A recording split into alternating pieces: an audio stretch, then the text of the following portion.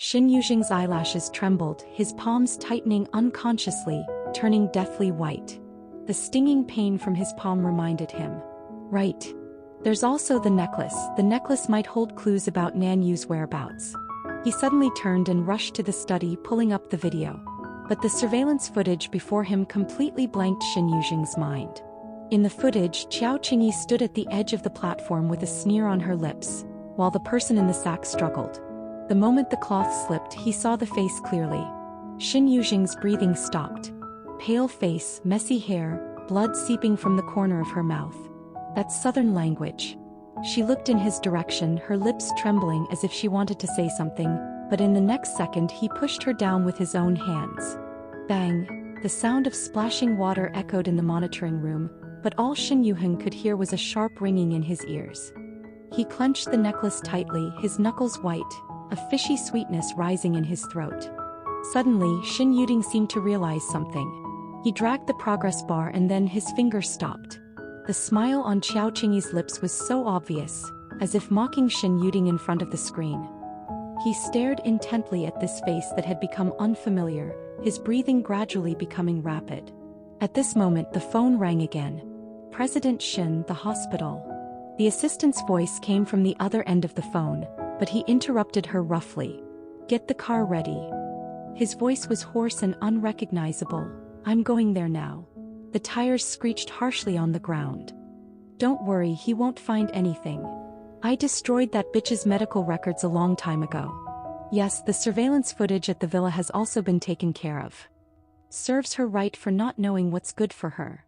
Every word was like a poisoned needle, piercing the last bit of his self-deceiving luck full of holes. The hospital room door was suddenly pushed open. Shinyu stood at the door, his face frighteningly gloomy. Chiao Qingyi's phone fell to the ground with a smack. Yujing? How did you? You know that southern dialect.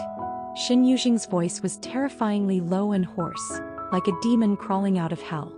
Chiao Qingyi's face turned pale instantly, her fingers unconsciously clutching the bedsheet. I don't know what you're talking about. The person in that sack. He grabbed her wrist, his grip so tight it almost crushed her bones. You knew it was her all along, didn't you? Chiao Qingyi's tears welled up instantly. Yujing. You're hurting me. Shinyu turned a deaf ear, his scarlet eyes fixed on her. Answer me. I just loved you too much. She sobbed, her voice fragmented. I was afraid she would take you away. I couldn't help it. Shinyu's disgusted gaze fell on Chiao Qingyi, and then he let go of her hand as if he had touched something dirty. His gaze swept around for a moment, finally landing on the fruit knife on the bedside table. The cold light reflected from the blade illuminated his twisted face, and also reflected the sudden horror in Chiao Qingyi's eyes. You can't. She retreated in panic, the four-stand crashing to the ground. Inside Shinyu's office, the lights were coldly white. Spread out before him were documents detailing how she had been secretly sowing discord between him and Nanu for a long time, including a stack of files from a private investigator. Photos, recordings, transfer records, and even testimonies from those thugs from back then. Ms. Chiao hired us, said to put on a show, and the money was enough. She told us to pretend to bully her, but she never really intended to do anything. She said that as long as President Shin believed it, there would be extra rewards afterward. Shinyu's knuckles were white, and his eyes were churning with obscure emotions. From beginning to end, it was all Chiao Qingyi's self-direction and performance. And he, just like that, pushed the person he deeply loved into the abyss. When Chiao Qingyi was invited into the office by the bodyguards, she still had a coquettish smile on her face. Yuheng, why were you in such a hurry to find me? Before she could finish speaking, a stack of documents slammed hard into her face. Explain. Shinyu's voice was as cold as ice. Papers were scattered all over the floor. Chiao Qingyi glanced down at the photos and bank statements, her smile instantly freezing. I can explain. She frantically crouched down to pick them up, her fingers trembling. Someone must be framing me. It must be Nanu, she hates me so. Nanu. Shinyu stared intently at the person in front of him, his tone surprisingly calm. He took a voice recorder from the drawer and pressed play. That bitch deserves it. Who told her to be so ungrateful? Chiao Qingyi's voice echoed in the office, sharp and venomous. Her face turned deathly pale in an instant. Chiao Qingyi forced a smile. She threw the documents aside and slowly walked up to Shinyu. Yuheng. You have to believe me, I really didn't do those things. Meeting Shinyu's indifferent gaze, her breathing became more and more rapid. You believe me. I love you so much. Love? Shinyu asked doubtfully, reaching out to grip Chiao Qingyi's chin. You did something like this and you still keep saying you love me? Don't you find it disgusting? Then do you think you're any better? Chiao Qingyi suddenly raised her head, the tenderness in her eyes completely gone, replaced by twisted hatred. Shinyu, you were the one who came to me first. You were the one who treated me as a substitute. You were the one who made me think you loved me. She suddenly broke free from her restraints, pointed at his nose and sneered, You're blind, unable to see who's sincere and who's fake. Who are you pretending to be sentimental for now? Nanu doesn't want you anymore. She'd rather abandon everything and fly away than look at you again. Shinyu's pupils suddenly contracted, his chest as if struck by a heavy hammer. Chiao Qingyi laughed even more sarcastically. Do you know what she left behind before she left? That necklace, you gave it to her, right? You've seen the surveillance inside too. Weren't you the one who personally delivered every blow? The air was dead silent for a few seconds. Shinyu suddenly laughed. He slowly stood up, walked to Chiao Qingyi and reached out to caress her face. The gesture was as gentle as a lover's, but his eyes were frighteningly cold. You're right, I was blind. He said softly, so now it's time to correct the mistake. Before Chiao Qingyi could react, the office door opened again, and two bodyguards walked straight towards her, using rough hemp rope to tie her up tightly. Chiao Qingyi's eyes widened suddenly, almost knocked to the ground by the immense force. Shinyu, you can't do this to me. I can return the money to you. Shinyu took a step back, watching her handcuffed with a blank expression. Return? Do you think I care about that little bit of money? He leaned down to her ear, his voice as soft as a snake hissing. I'm going to let you taste what it means to wish you were dead. Shinyu stood in the hallway of the mental hospital, the cold fluorescent lights stretching his shadow long. In his hand he still held the file, a detailed record of all of Chiao Qingyi's crimes over the years. Embezzlement, commercial fraud, intentional injury, and even how she meticulously planned the frame-up of Nanu. The door to the ward was pushed open and Chiao Qingyi was huddled in a corner, her face still wrapped in bandages, the scars left by her self-harm. She looked up and saw Shinyu, a glimmer of hope flashing in her eyes. Yujing, are you here to save me? She crawled forward a few steps, but her weak body was not enough to support her in completing these movements. Chiao Qingyi lay on the ground, covered in dirt, her fingers still clutching Shinyu's trouser leg tightly. Shinyu did not answer, but slowly squatted down in front of her, looking down at her. His eyes were as cold as ice and his voice was low and calm. Chiao Qingyi, do you know why I'm here? Chiao Qingyi shook her head, trembling, tears streaming down her face. I know I was wrong, I really know I was wrong. Wrong. Shinyu sneered, throwing the documents in front of her. This is what you call knowing you were wrong? Chiao Qingyi glanced down at the contents of the documents, her face instantly turning pale. She shook her head frantically. No, I didn't do these things. Someone is framing me. Yuheng, you have to believe me. You have to believe me. Framing. Shinyu leaned down, grabbing her chin with a force that almost crushed her bones. You think I'd still believe your lies? He let go, took out a handkerchief to wipe his hands, his face full of disgust. This action stung Chiao Qingyi's eyes fiercely. Her pupils suddenly contracted and she pounced on Shinyu, but he kicked her away. She fell to the ground, screaming hysterically, Shinyu, you can't do this to me. I love you so much, everything I've done is for you. For me. Shinyu's eyes turned completely cold. You ruined everything between Nanu and me for your own selfish desires. Is that for me? In that case, it's my turn to do something for you. He turned and nodded to the doctor at the door. From today on, I will personally formulate her treatment plan. The doctor respectfully handed over a new medical record. Shinyu opened the first page, which read, Chiao Qingyi struggled frantically. No. You can't do this to me. Shinyu, I curse you. I curse you to never get Nanu's forgiveness. Shinyu left the ward without looking back, the heart-wrenching cries of Chiao echoing behind him. He stood in the hallway, lit a cigarette, and in the swirling smoke his eyes were dark and unreadable.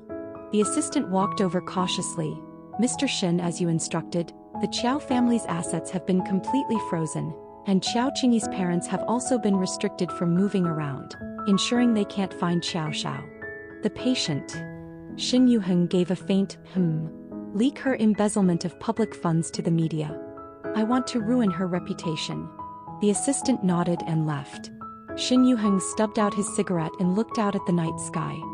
He knew that such revenge was far from making up for the harm Nanu had suffered, but at least he would not give Chiao Qingyi a chance to hurt anyone again. Shinyu stood in front of the villa where he and Nanu had once lived together, the surveillance video in his hand having been reviewed countless times. But the surveillance records had been completely deleted by Chiao Qingyi, leaving not a single useful clue. "Keep searching." His voice was hoarse, his eyes bloodshot. "Even if we turn the entire Jingbei upside down, we must find her." The assistant tremblingly handed over a document. "President Shin, Miss Nan's identity information has been cancelled, and her entry and exit records have also been erased." Shinyu clenched his fist suddenly, his knuckles turning white. He frantically used all his connections, even offering a sky-high reward. But Nanu seemed to have vanished from the face of the earth, leaving no trace. He went to every place they had once visited. High school campuses, amusement parks, mountaintop temples, even the city abroad where she once studied. But each time he came up empty. He began to dream frequently, and in his dreams, Nanu stood in a pool of blood, looking at him coldly. "Shinyu, you pushed me into hell with your own hands." When he woke up, his shirt was soaked with cold sweat, and his heart ached as if a piece had been gouged out. Shinyu began to expand the scope of his search, even neglecting company affairs. He traveled back and forth between countries by plane, hoping to find that familiar figure. 3 months later, Shinyu stood outside a luxury goods store on Avenue Montaigne, staring blankly at the wedding dress in the window. Nanu once said that she liked simple satin wedding dresses. No lace, no diamonds, just the purest white. He tugged at the corner of his mouth self-deprecatingly. Those past events have dissipated like bubbles. Now he doesn't even know where Nanu is. Suddenly, his peripheral vision caught a glimpse of a familiar figure. Hair as black as a waterfall, a slender back, the way she walked was just like the person in his dreams. His heart suddenly stopped, and he chased after her almost instinctively. "Nanu." The woman didn't turn her head and continued walking forward. He quickened his pace, reaching out to grab her wrist. But the next second, a black car stopped in front of her, the door opened, and a man in a suit took her bag, whispered something in her ear which made her smile softly. The side profile was revealed, and it was a completely unfamiliar face. Shinyu froze in place. It wasn't her. Just a similar silhouette. He dropped his hand listlessly, his throat tightening. His phone rang, and his assistant's cautious voice came from the other end. "President Shin, the banquet is about to begin. You."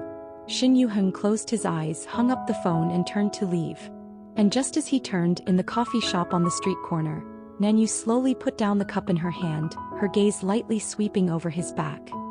Su Yan followed her gaze. "Is it him?" Nanu retracted her gaze and nodded lightly. She stood up and took Su Yan's arm. "Let's go, it's time for the banquet." Nanu stood in front of the floor-to-ceiling mirror. She tilted her head slightly, adjusting the diamond stud on her earlobe, and a very faint arc appeared at the corner of her lips. "Shinyu will also be attending this private dinner tonight." Su Yan's voice came from behind him as he handed over a glass of champagne. "Your attention has been on him the whole time. Don't tell me you came for him."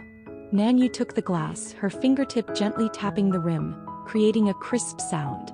"You're overthinking it." At the dinner party, crystal lights refracted brilliant light and shadows. Nanu held a champagne glass, effortlessly conversing with several representatives from European consortiums, her fluent French and sharp business acumen making her the center of attention.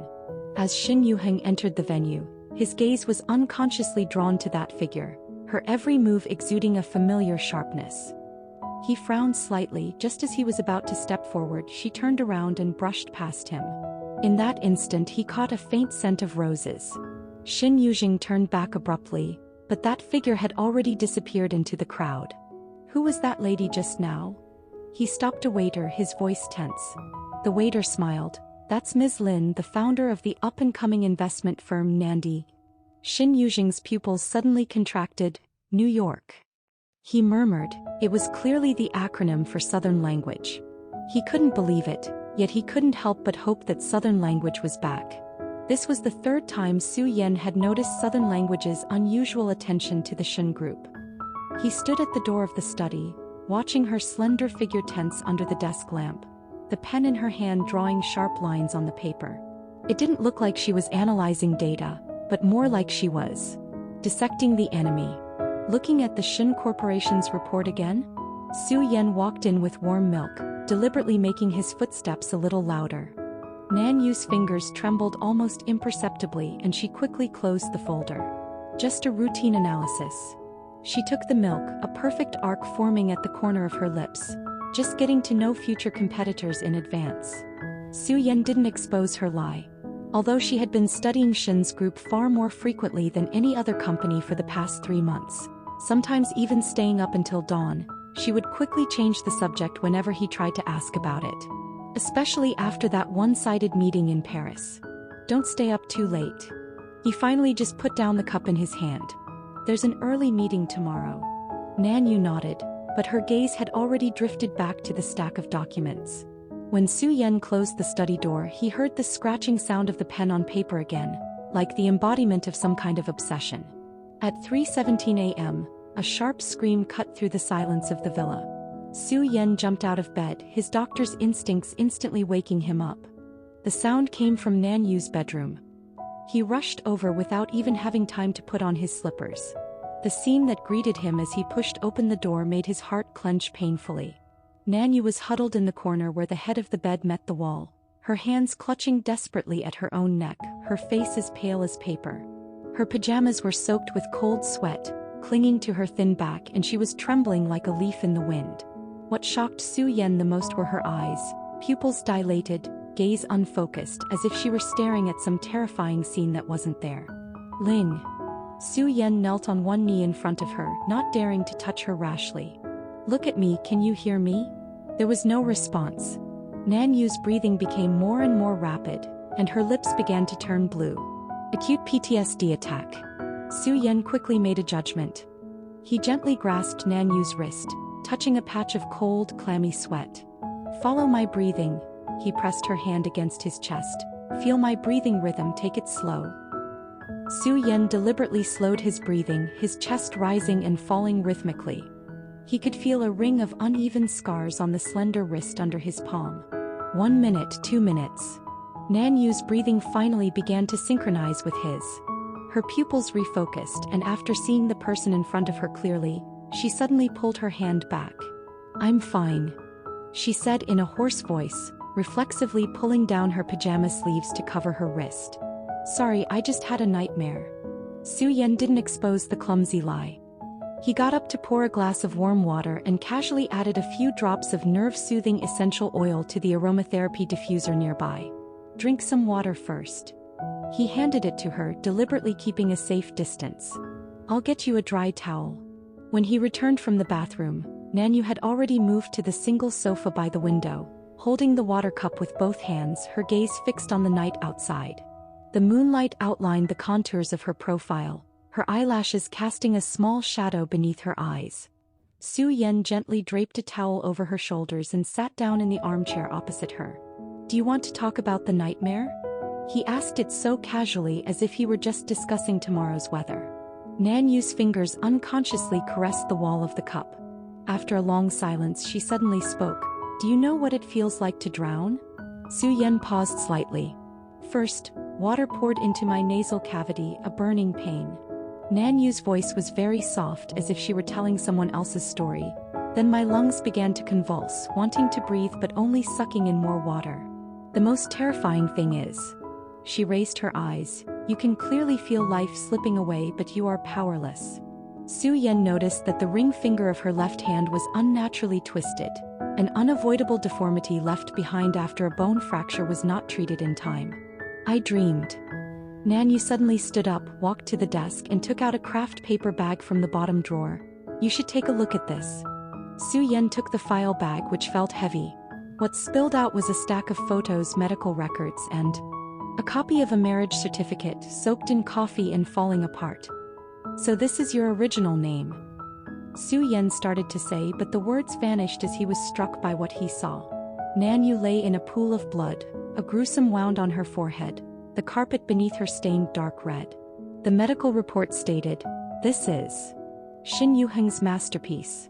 Nanu's voice was surprisingly calm. "He is my ex-husband." Nanu paused for a moment, then her gaze shifted to the marriage certificate. "No, we actually have no relationship at all." She laughed mockingly. He thought the person in the sack was a thug who bullied his wife, but the person inside was actually me. Su Yan turned to the next page and saw a screenshot from a surveillance camera. A tall man was pushing a person in a sack off a high platform into a swimming pool again and again, with a beautiful young woman standing beside him, a smile on her lips. "Chiao Qingyi." Nanu pointed to the woman. "His legal wife. And I'm just a joke." Su Yan finally understood where her obsession with the Shin group came from. This wasn't ordinary business competition, it was a deep, unforgettable hatred. "So you want to destroy him?" It wasn't a question. Nanu walked to the window, the moonlight stretching her shadow long across the floor. "I'll make him taste what it's like to have nothing." Her fingers gently traced the window pane, losing the company, losing his reputation, losing. Her voice trailed off abruptly. Su Yan stepped behind her, not touching, merely present in quiet stillness. He whispered, "Revenge won't bring true peace. What else can there be?" Nanu whirled around, her eyes blazing with dark fire. "Forgiveness. Forgetting." She tore open the collar of her nightgown, revealing a grotesque scar beneath her collarbone. "He beat me with an iron rod 99 blows and he counted every single one." Su Yan stared at the scar, then suddenly pulled her into his arms. Nanu stiffened for a moment, then collapsed against his chest as if all her strength had been drained away. "I'm not trying to stop you," Su Yan murmured, his chin resting on the top of her head. "I just don't want to see you consumed by hatred." He gently held her deformed fingers. "These scars. They shouldn't define your life." Nanu didn't answer, but Su Yan felt the fabric over his chest gradually dampen. Outside the window, the eastern sky began to lighten. Su Yan looked at Nanu, finally calm in his arms, and made a decision. "Show me your plan," he said. "All the details." Nanu lifted her head, a flicker of surprise passing through her swollen eyes. "If this will truly allow you to let go and start over," Su Yan wiped away the tear tracks on her face, "I'll help you." As the first rays of sunlight filtered through the curtains, Nanu was explaining her acquisition strategy to Su Yan, pointing to the shareholding structure of Shin Group. Her voice was still hoarse, but her eyes had regained their clarity. Sunlight spilled across the scattered documents, illuminating the waterlogged marriage certificate. Nanu gazed at it for a moment, then casually tossed it into the trash bin. Nanu stood before the floor-to-ceiling window on the top floor of the Nandi group, gazing down at the entire city. The glass reflected her figure, her fingertips clasping a glass of red wine, the dark red liquid swaying gently inside, eerily reminiscent of the color she had lain in that day, drowned in blood. Her assistant knocked and entered, respectfully handing over a document. "Director Nan, Shin Corporation's stock has dropped another 5%. The market generally has little confidence in Shinyu recent decisions." Nanu took the document, a cold smile curving her lips. "Good." She flipped through Shin Corporation's latest financial report, her fingertip lightly tapping a line of figures. To cover the financial gap left by Chiao Qingyi's embezzlement, Shinyu had already sold off a significant portion of his personal assets. "Continue selling our Shin Corporation bonds," she said calmly, closing the file. The assistant hesitated. "But if Shin Corporation collapses too quickly, we'll also lose part of our investment." Nanu lifted her gaze, a sharp glint flashing in her eyes. "It doesn't matter. I don't care." She only cared about how Shinyu would slowly lose everything he once cherished, just as she had lost everything she once had. Shin Group. Shinyu stared fixedly at his computer screen, the stock price plunging steadily. One shareholder call after another came in, overwhelming him. He muted them all. "Find out who's behind this manipulation," he coldly told his assistant. The assistant's forehead glistened with sweat. "We've traced it. The funds originated from a new investment firm in Switzerland, deeply entrenched, but we haven't been able to identify the ultimate controller yet." Shinyu frowned, then suddenly remembered something. "What's the company's name?" "Nandi." He murmured this name over and over, as if something had finally clicked, his pupils trembling slightly. Nanu. His pupils contracted sharply, his fingers involuntarily clenching the pen, ink soaking through the document. "Is it her? Is she back?" Nanu sat in the private room, across from Xia Linji, the former CFO of Shin's. Xia Linji rubbed his hands, his eyes flickering. "President Nan, the conditions you promised me." Nanu chuckled and pushed over a check. "This is the deposit. Once it's done, you'll get the rest." Xia Linji stared greedily at the numbers on the check, nodding repeatedly. "Don't worry, Shinyu is trying to stabilize the stock price recently and is preparing to mortgage core patents. As long as I tamper with it a little." "No." Nanu interrupted him, her voice soft but unquestionable. "I want you to help him." Xia Linji was stunned. "What?" "Help him stabilize the stock price and make him think the crisis is over." She took a sip of red wine, a coldness rising in her eyes. "Then when he's most relaxed, deliver the fatal blow." The next day, Shinyu frowned as he looked at the suddenly stabilized stock price. "We found out that Director Xia contacted several institutions for capital injection," the assistant reported. "Xia Lizzie?" Shinyu was silent for a moment, then suddenly sneered. "Where would he get connections?" The assistant shook his head. "I'm not sure, but the funds have indeed arrived, temporarily relieving our pressure." Shinyu walked to the window, the city lights shining brightly in the night. He always felt like something was off. "Investigate," he turned around, his face showing no relief from the stock price recovery. "Find out which institutions Xia Linji contacted and be quick about it." The night outside the window was dark, like the calm before a storm. Nanu took the file from Su Yan, glanced at it and chuckled. "Shinyu is indeed suspicious." Su Yan raised his eyebrows. "Should we close the net?" "Wait a little longer." She closed the file, her gaze cast towards the night sky outside the window. "I want him to beg me personally. Just like she once begged him to turn back." Facts proved that Shinyu's premonition was correct. As Shin's stock price gradually stabilized, those institutions seemed to have agreed in advance to collectively withdraw their investments, causing Shin's group's stock price to plummet, even reaching a historic low. Shinyu stood in front of the French window, his palms gradually clenching. The assistant behind him didn't dare to breathe loudly. "Where is Xia Linji? I can't get in touch anymore." As soon as these words came out, the office fell into dead silence. The assistant couldn't wipe the sweat from his forehead fast enough. He thought about what he had found and he felt that once he said it, his career would probably be over. "Have you found out who owns those institutions?" "Here it comes." The assistant closed her eyes and placed the documents in her hand on the desk. "President Shin, after investigation, those investment institutions are backed by different companies, but those companies all belong to Nandi." After hearing this, Shinyu felt a sense of relief, as if it was exactly what he had expected. Intuition told him that Nandi was Nanu. Nanu was taking revenge on him. If that's the case.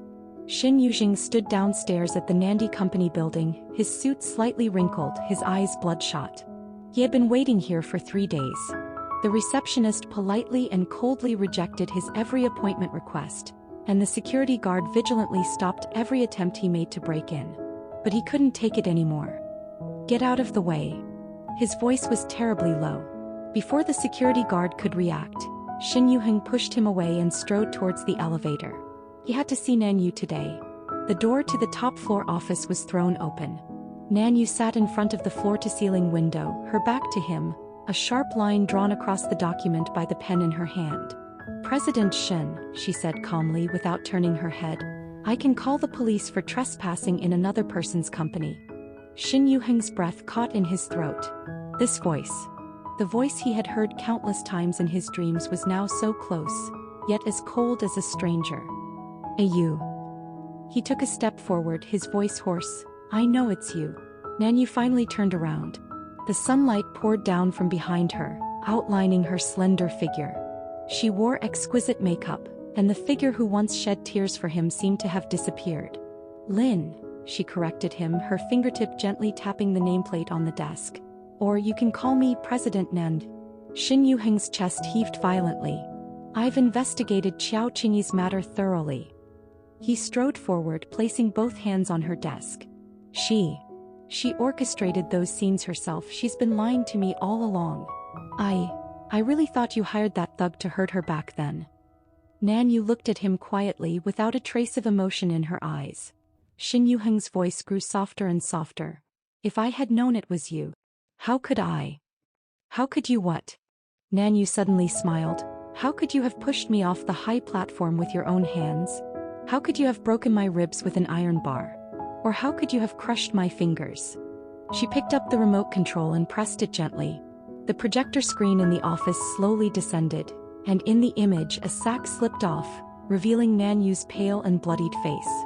And Shinyu watched coldly. Chiao Qingyi stood behind him, a triumphant smile on the corner of her lips, as well as Nanu's curled-up body and the faint sound of pain as the iron rod fell. Shinyu face turned pale instantly. "Do you need me to keep playing?" Nanu said, propping her chin up, her tone nonchalant.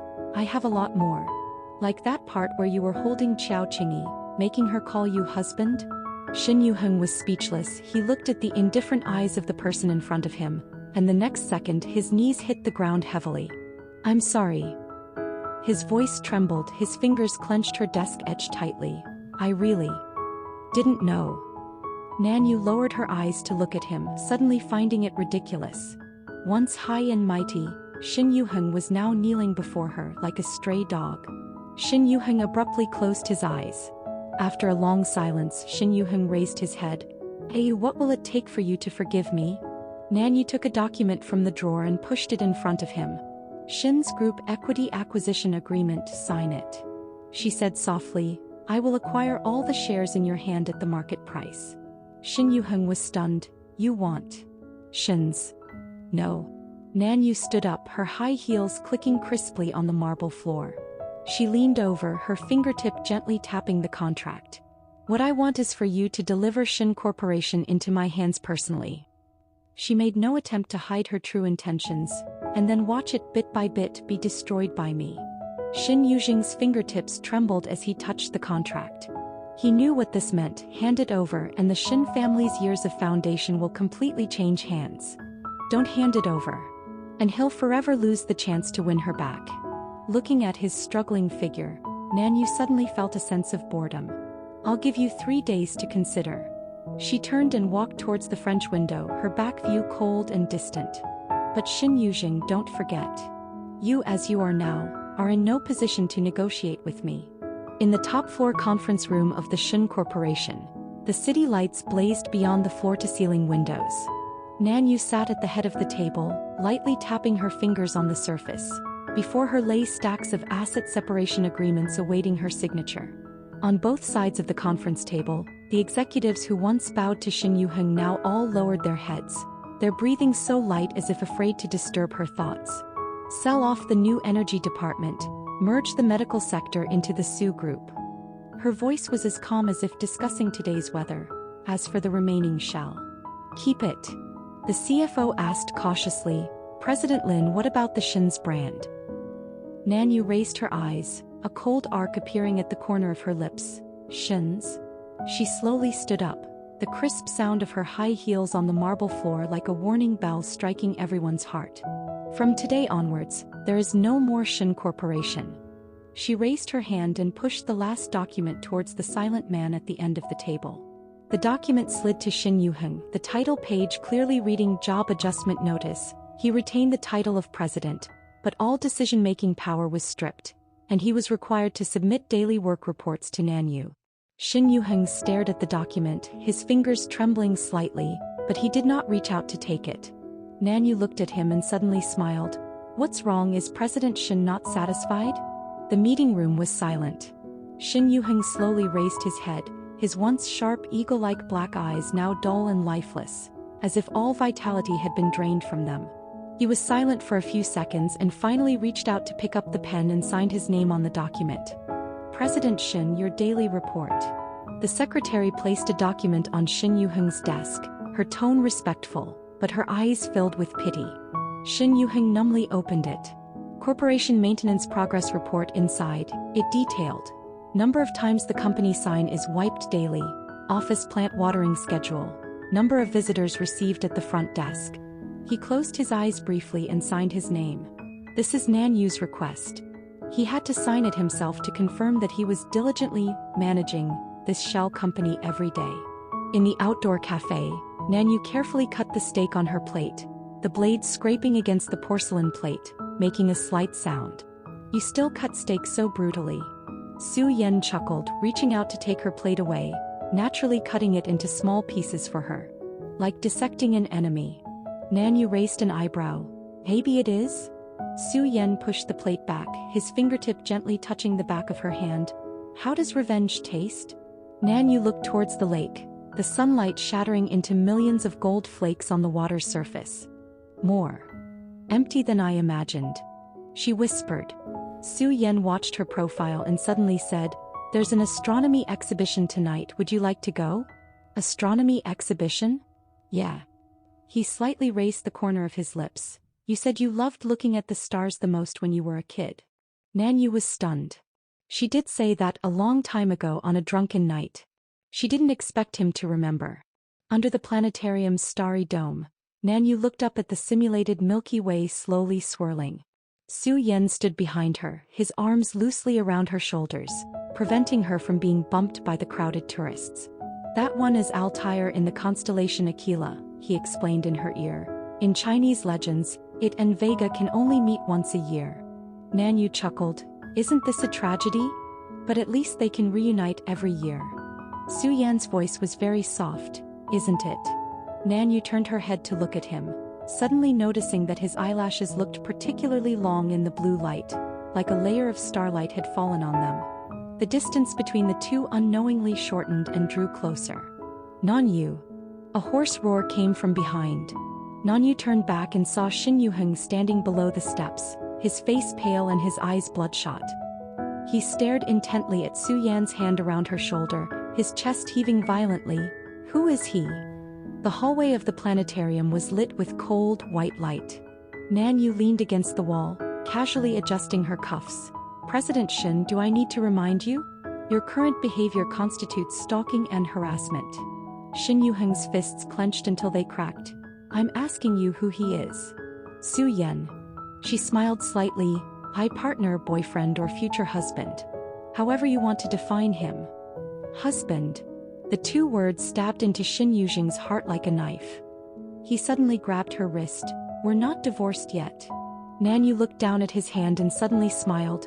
Divorce? Shinyu-hung, don't forget our marriage certificate is fake.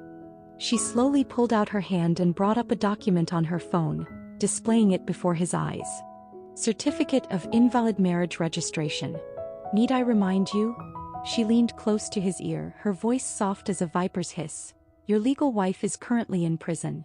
Shinyu-hung staggered back a step as if all his strength had been drained away. Su Yen walked out of the shadows, one hand in his pocket, the other naturally around Nanyu's waist. Mr. Shin, he said calmly, if you continue to harass my girlfriend, I will consider applying for a restraining order. Shinyu-hung stared at the hand on Nanyu's waist, and suddenly recalled many years ago. He was the same under the cherry blossom tree at school, declaring his ownership in front of everyone. Nanu is mine, no one is allowed to touch her. Now the roles are reversed and he is the one being warned, only now tasting what it means to be heartbroken. On the way back, Nanu looked at the rapidly receding street scenes outside the window and suddenly said, Was I too cruel just now? Su Yen held the steering wheel with one hand and covered the back of her hand with the other. Compared to what he did to you, this doesn't even count as interest. Nanu looked down at their hands overlapping and suddenly realized. Since when revenge has no longer been the only reason to keep her alive. The sunroof slowly opened, revealing a sky full of stars. Su Yan's voice came with the night breeze. Look, Vega. Nanu looked up and for the first time felt that the starry sky could not make people feel lonely. Not far behind them, Shinyu stood in the shadows, staring intently at the location of Nanu and Su Yan. Nanu, are you trying to make me jealous? You must still care about me, that's why you found someone like this trying to make me lower my head, right? His eyes were dark as if he had made some kind of decision. The rain poured down, the cement ground in front of the Shin Group building gleaming from the downpour. Shinyu knelt in the rain, his suit already soaked through, his dark hair plastered messily against his forehead. His knees were deeply submerged in the accumulated water, but he stubbornly kept his head raised, his gaze fixed on the brightly lit window on the top floor. He knew Nanu was there. Nanu. His voice was hoarse, almost drowned out by the thunder. Please. See me one more time. The revolving door of the building slowly opened, and several security guards came out holding black umbrellas. The captain at the front sighed. President Nan said if you continue like this, we will have to take compulsory measures. Shinyu tugged at the corner of his mouth, raindrops dripping down his jawline. Then let her come and drive me away herself. The security guards exchanged glances and helplessly picked up the walkie-talkie to ask for instructions. The walkie-talkie seemed to say something. The security guards hesitated, and after looking at each other, they carried out a bucket of water. The next second, a bucket of ice-cold water came crashing down from above, drenching Shinyu's head. The biting cold instantly penetrated his bone marrow. His lips lost their color in an instant, and he shivered uncontrollably.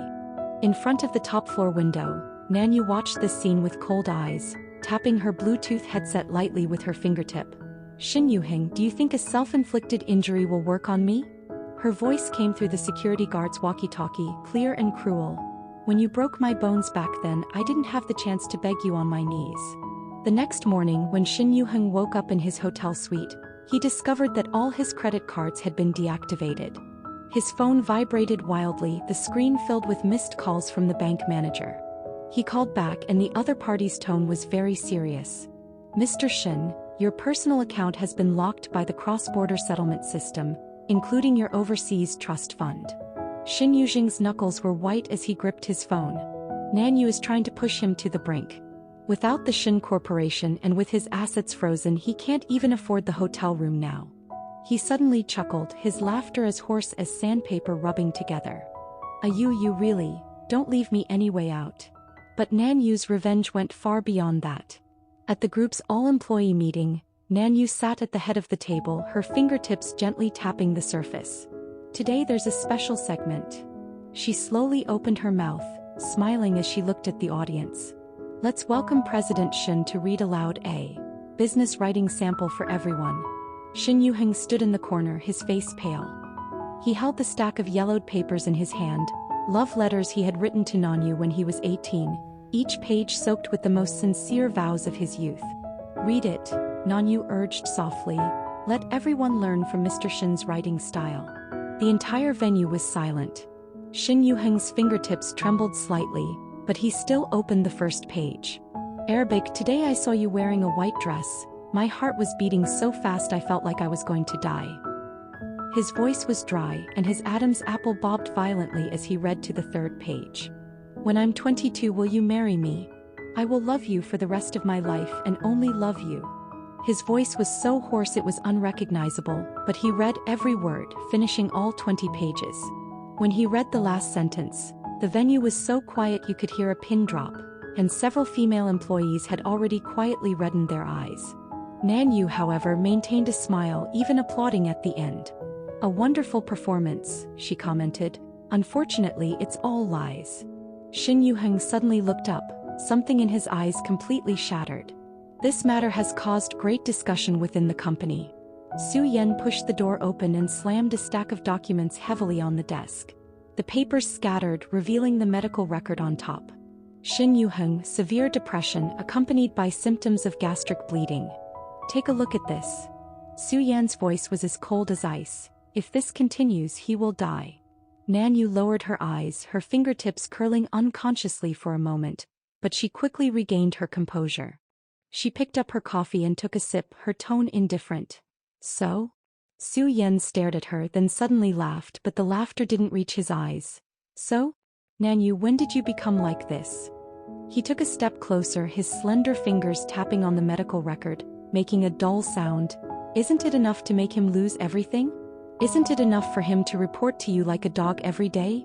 Now you won't be satisfied until you see him in the ICU. Nanu's eyelashes trembled, the coffee cup slightly hot in her palm. I didn't force him. She raised her eyes, a coldness in their depths. This is what he deserves. Is that so? Su Yan suddenly leaned down, his hands propped on the armrests of her chair, trapping her in a small space. Then why don't you dare to look at me? Nanu's breath hitched. Su Yan's voice lowered with an indescribable meaning. Nanu, could it be that you haven't let him go at all? The office fell silent. Outside the window, raindrops tapped against the glass, like some kind of countdown. Nanu put down her coffee cup, the bottom colliding with the table, making a soft sound. I didn't, she finally said, her voice very soft, but as if she had used all her strength to squeeze out those 3 words. Su Yan didn't move, still maintaining that oppressive posture, his gaze like a knife scraping across her face. Then why don't you dare admit that you've gone too far? Nanu stood up abruptly, almost nose to nose with him. Su Yan, do you know what I've been through? Do you know he? I know. Su Yan interrupted her, his voice suddenly softening.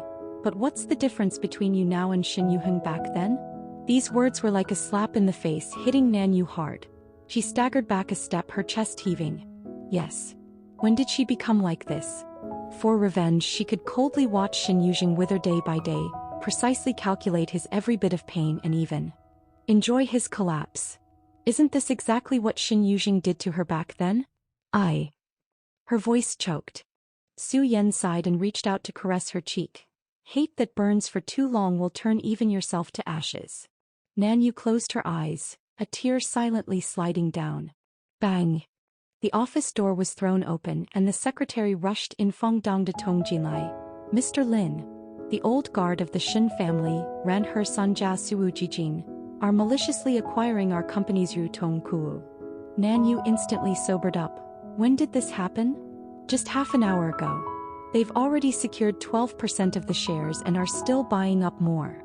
The secretary handed over a tablet. This is the person leading the charge. On the screen, Shin's former CFO was being interviewed, a sinister smile on his face. Nandi's acquisition tactics have always been controversial. We're just setting things right and taking back what's ours. Nanu clenched her fist, her nails digging deeply into her palm. Xia Lizzie, the former CFO she had once turned. Call a meeting immediately and come up with countermeasures, Nanu ordered coldly, and find out where their funds are coming from. No need, Su Yan suddenly interrupted her. Xia Lizzie was probably pretending to be bought off by you from the very beginning. Nanu suddenly turned her head. What do you mean? Su Yan nodded, his eyes complicated. You thought he was with the Shin family, but the biggest possibility is that he's not with anyone. He's in it for his own benefit. Nanu's brain raced. If that's the case, then this matter is much simpler than she imagined. She suddenly grabbed her coat. Get the car ready, go to Shin's. Su Yan frowned. What are you going to do? Nanu didn't turn her head, looking for Shinyu. When Nanu pushed open the door, Shinyu was standing in front of the French window, his back thin like a shadow. Hearing the sound, he slowly turned around. A hint of surprise flashed in his eyes, and then returned to dead silence. A rare guest. His voice was hoarse. Mr. Lin, here to inspect the work personally? Nanu walked directly in front of him and pushed the tablet over. Explain. Shinyu glanced at the screen, his brow furrowed slightly. I don't know about this. Xia Linji is your man. Used to be. Shinyu raised his eyes, his dark eyes staring straight at her. Just like I used to be your person. Nanu's breath hitched. After a moment of confrontation, she suddenly took a deep breath. I want you to solve this with me. Shinyu was stunned. Outside the window, the rain intensified, water streaks winding down the glass like tears. Why? He asked softly. Nanu was silent for a moment, then gave an answer that even surprised herself. Because you're the only one who understands how the old Shin faction operates. That wasn't the whole truth. Half of Shin's former middle and senior management were still under her command. But she wouldn't admit that the instant she saw his medical record, something inside her had cracked. Shinyu looked at her for a long time, then suddenly smiled, a smile that was weary but relieved. Okay. He turned and took a file from the drawer and handed it to her. This is the network of relationships and weaknesses of the old Shin family that I have compiled, enough for you to counter them. Nanu opened the file, her pupils constricted slightly. The information was very detailed, obviously not prepared recently. Did you foresee this day coming? Shinyu didn't answer, he just walked to the coat rack and took off his suit jacket. Let's go while I still remember how to be Xiao Shin. His back was straight, as if he had regained some of his former sharpness in an instant. Perhaps this was the last thing he could do for her. In the Shin Corporation's conference room, Nanu pushed the last document to the end of the long table. Everyone's severance pay has been credited to your accounts. She surveyed the various expressions of the elders present, her voice calm. From today onwards, Shin Corporation has no further connection with any of you. The chief financial officer spoke tremulously. President Nan, we've been with the Shin family for 30 years. That's why you can leave with double compensation and dignity. Nanu tapped the table with her fingertip. Instead of ending up like Chiao Chingy, counting the stitches on her face in prison. The conference room fell silent instantly. In the corner, Shinyu hung his head low, the dampness of the rainy night still lingering in the wrinkles of his suit. He remained silent throughout, like a shell from which the soul had been extracted. After the crowd dispersed, Shinyu remained seated, unmoving. Anything else? Nanu closed her folder. He suddenly reached out and pressed down on the document, his knuckles turning white. Is there really no possibility for us at all? Nanu's gaze fell on his hand. There was a fresh wound there, cut when he smashed the mirror the night before. She remembered many years ago when the young Shinyu climbed over the wall to bring her strawberries, his palm cut by the barbed wire, but he smiled and said, "It doesn't hurt." "Do you know what I was thinking in that sack that day?" She said softly, "I was thinking if you turned back to look at me even just once." Shin Yuzhing's pupils contracted sharply. "But you didn't." Nanu withdrew the document. "So my answer is no, not even a trace." Su Yan's words suddenly echoed in her ears. He was right, the best ending for revenge is complete oblivion. She turned and walked towards the French window, the sunlight piercing through the clouds, gilding her silhouette with a layer of pale gold. Chapter 25. A few days later, Nanu suddenly received a video from an unknown number. In the video, Shinyu was kneeling on steep stone steps, his forehead touching the bluestone slab, kowtowing every 3 steps. Dark red blood stains snaked across the stone steps, and his knees were already bloody and mangled. This is the temple where she prayed for Buddhist beads for him back then. In the background, the assistant's voice could be heard as he reported softly, "President Shin has been kneeling for 3 days. The abbot says he is praying for." Delete it. Nanu turned off the video. You don't need to report his affairs anymore. She walked to the safe, took out a stock transfer agreement, signed it, paused, and then pulled out a sticky note. The pen hovered for a long time, finally landing only 3 words. When Shinyu received the document, he was lying in the Zen room of the temple, running a high fever and feeling dizzy. The abbot sighed and handed him hot tea. Benefactor, obsession hurts oneself and others. He trembled as he opened the document, the equity transfer agreement sliding out. The note was lifted by the wind seeping in through the window, falling lightly onto his chest. In a daze, he remembered when he was 20, Nanu waiting for him in the snow, her nose red with cold, but smiling as she said, "Shinyu, I've waited for you." And now she was finally done waiting. Outside the window, the first snow of winter quietly fell. Su Yan's car was parked in front of a pure white building in the suburbs. "I originally wanted to wait until it was completed before bringing you to see it." He opened the car door for her, his fingertip gently tickling her palm.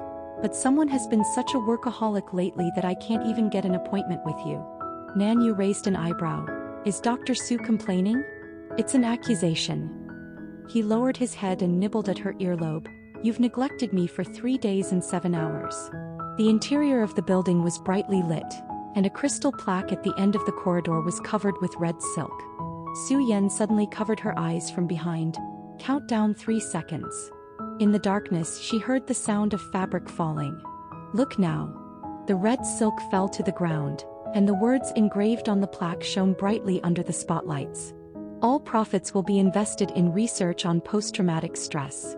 Su Yan's breath brushed against her ear, including those old scars on your knees. Nanu stared at the plaque, her throat suddenly tightening. He actually remembered the scars left from kneeling on the prayer beads back then. Whether it was a coincidence or not, the floor-to-ceiling windows of the research center's lounge faced the old Shin building. Nanu was looking down at the data when she suddenly noticed spots of light moving on the ceiling. When she looked up, a line of fluorescent blue letters was flashing on the white wall. The kite is stuck in the tree. Her whole body stiffened. This was the secret code Shinyu invented when she was 16. That day he broke his arm picking a kite for her but said with a smile, "Don't cry, it doesn't hurt." On the rooftop of the building across the street, a slender figure leaned against the railing, the laser pointer in his hands still waving. Even from 100 meters away she could recognize that it was Shinyu. He was wearing the school uniform jacket from when they first met, like a stubborn ghost. The light spot continued to wander and new handwriting emerged. Nanu stared silently for 3 seconds, then suddenly got up and drew the curtains. The moment darkness enveloped the room, she dialed Su Yan's number. "Come to the lounge now," she heard her own voice unusually calm. "And bring the ring you hid in the second drawer of the locker room." A crisp sound of equipment falling to the ground came from the other end of the phone. "When did you find out?" Su Yan's breathing was clearly disordered. Nanu caressed the ray of light leaking through the gap in the curtains, the corners of her lips slightly raised. "Last time you secretly measured my finger size, you got chalk dust all over my hand." The laser from the building across the street was still trying to penetrate the curtains, casting faint spots of light on the floor. She raised her foot and stepped on the spot of light, hearing the hurried footsteps outside. The door getting closer and closer. "Su Yan," she suddenly called his full name, "I need you to come in and propose right now." The door was pushed open violently. He was clutching a velvet ring box in his hand, panting heavily, but his eyes were shining. The laser flickered unwillingly one last time at my feet before going out completely. Chapter 26. Nanu's wedding dress had no elaborate lace, just a simple silk gown that shimmered with a pearl-like luster in the moonlight. Su Yan wore a white shirt, the sleeves rolled up to his elbows, his tie long since loosened. He held her hand, exchanging rings on the mountaintop observatory in the Alps. Below them were only a dozen close friends, the clinking of champagne glasses mingling with the mountain wind, crisp as the sound of stars shattering. "I thought you would want a grander wedding." Su Yan lowered his head to kiss her fingertips. Nanu looked up at the Milky Way. Only those who have been the center of attention know how precious quiet is. A waiter brought over a mountain of gifts, among which an ebony box stood out. The moment Nanu opened the box, Su Yan clearly felt her fingers tremble. The string of Buddhist beads that Shinyu had once given to Chiao now lay quietly on the velvet lining, each sandalwood bead gleaming with a warm luster, obviously having been caressed for a long time. There were only 7 words on the attached card. Su Yan took the box and threw it to his assistant. "Donate it to the temple." Nanu laughed, casually putting the Buddhist beads on the bouquet. "It's not bad as a cautionary tale." In the heavily guarded mental hospital ward, the television was broadcasting wedding news. Chiao Qingyi's thin fingers dug into the screen, not even noticing when her nails broke and bled. "I am Mrs. Shin," she roared, smashing the glass. "Look at me. I'm prettier than her, right?" The prison guard watched coldly until she collapsed, exhausted, in a pool of blood, then dragged her back to the bed like a dead dog. Inmate 0487 had another episode. The nurse wrote in the logbook, "Self-harm incidents today, 7." As soon as she finished speaking, Chiao Qingyi screamed again and knocked over the mirror in front of her. "What is this? Who sent it? Who sent this?" Her face, the one that once resembled Nanu's by 70%. Now it was covered in hideous scars, and her right eye couldn't even close completely. The prison guard looked at her coldly. "Anonymous donation, you must accept it according to regulations." Chiao Qingyi frantically clawed at her face until it was covered in blood. She recognized this mirror. A line of small characters was engraved on the frame. Chiao Qingyi smashed the mirror against the wall, sending shards flying everywhere. Outside the window, a crow flew past the iron bars, letting out a piercing call like a merciless mockery. In a makeshift hospital in the African desert, Shinyu was kneeling on the ground, bandaging a child's wound. The scorching sun peeled the skin off the back of his neck, and his expensive suit had long been replaced by a crumpled linen shirt. When the little boy timidly offered him a dirty piece of candy, he was momentarily reminded of Nanu at 18. She always loved stuffing strawberry-flavored hard candies into his textbooks. His phone vibrated in his pocket, a news headline. Goes public today, market value estimated to exceed 100 billion. The moment the screen lit up, the nurse was surprised to see. This usually taciturn Chinese doctor had a girl in a school uniform as his phone screensaver. In the photo, the girl was wearing a school uniform, standing under a cherry tree and smiling back. When the bell rang, Su Yan lit fireworks on a rooftop in New York. A gift for the IPO. He wrapped his arms around Nanu from behind, resting his chin on her shoulder. How does it compare to Shinyu Hang's level of booking an entire amusement park back then? She turned and kissed Su Yan. Far from it. Huh. You're 10 times more handsome than him. Fireworks exploded above their heads, illuminating the ever-burning lights of desire on Wall Street.